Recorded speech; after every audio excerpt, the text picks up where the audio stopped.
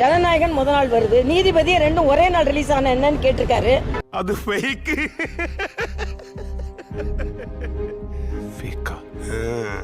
நானும் எப்ப தணிக்கை கிடைக்கும்னு எதிர்பார்த்துட்டு தான் இருக்கேன்.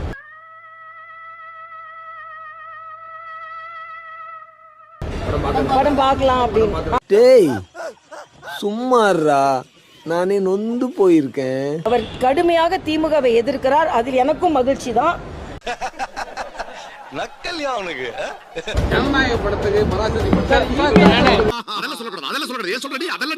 ஜனநாயக படம் வெளிவராம பெரிய சிக்கல்ல இருக்கு. ஒரு நடிகரா நீங்க எப்படி பாக்குறீங்க? This is an unwanted statement irrelevant to the current situation. வரணும், வந்தா நல்லா இருக்கும்.